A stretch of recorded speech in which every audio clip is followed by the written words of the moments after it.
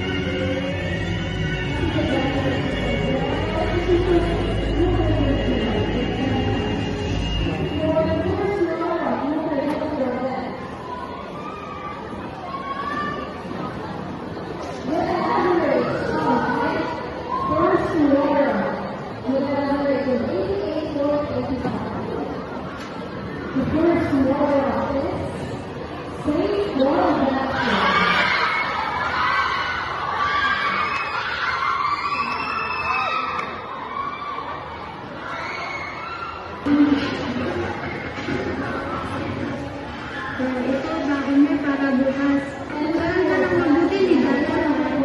Mabuti at hindi talaga mabuti ang pag-ubusan. Salamat po.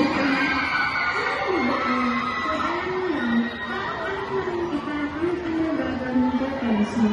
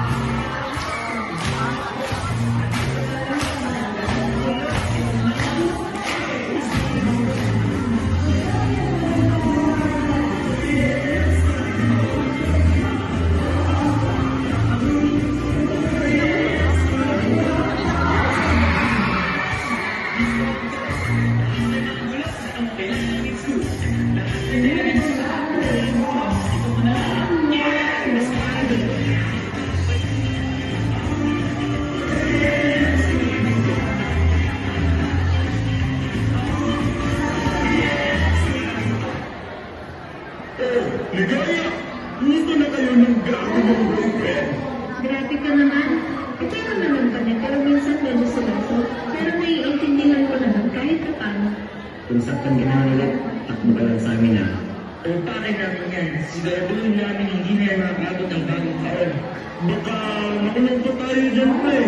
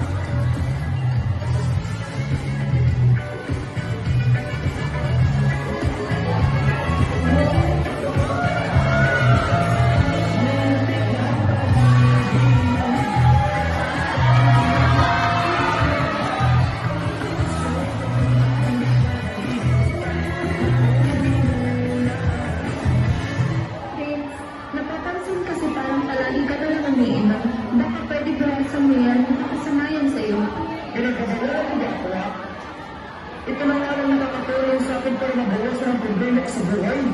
Hindi naman sa ganon. Gusto ko lang nabawasan ng pag-iinom dahil hindi yan makakabuti sa iyo. in love na ganyan, buti pa, maghiwalay na lang tayo. Dami pang mga chicks dyan eh.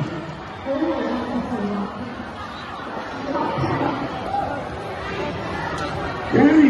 Magkano ka! Kalaman na naman naman ng girlfriend mo, no? Ano mga ka, siguro na ba natin? Eh, tawag mo na tayo. Pakinggan mo na natin sabihin ni Ligaya. Napaka-resibo mo naman. Nagkamali kita kay Ligaya. May gusto ka ba sa kanya? Yeah! Tama ba kayo? Eh, umiiyak na nga si Ligaya. Oh, maguduro pa kayo dyan. Halos, huwag nga kayo mag-away, naririndi na yung tenga ko para naman kayong mga bata. Tsaka okay lang ako, walang nangyari. Hinabol lang talaga ako ng aso.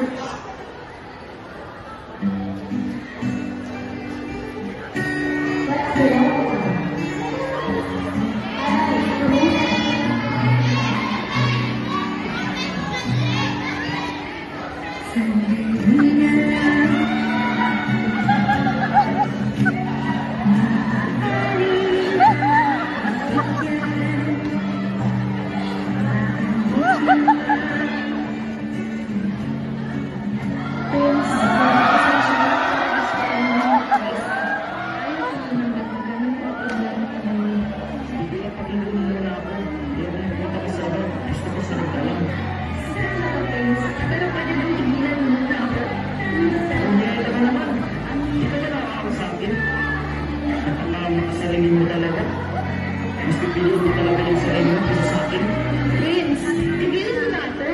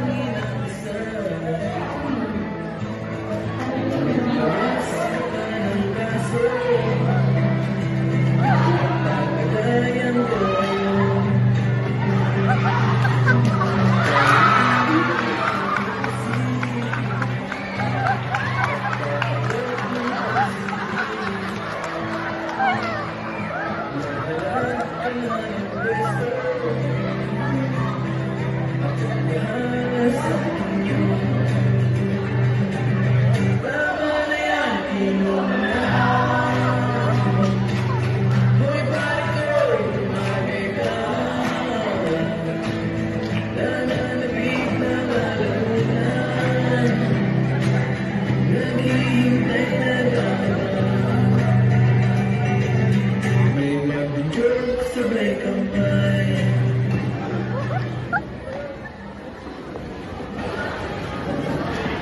Ligaya, halika ha. Nakawalang hilang yung talagang baka. Ang nandina-dino. Palungunin ka na nga dito. Lumahandi ka na talaga. Sino yung nakita ko kasama mo ha? O ano na naayos ka? Sige lumayas ka. Ayaw ka nang lumahandi dito sa pamamahay ko. Napakadami ko ng hihindihin. Dahil ang ka. Nakakit ka sa labas.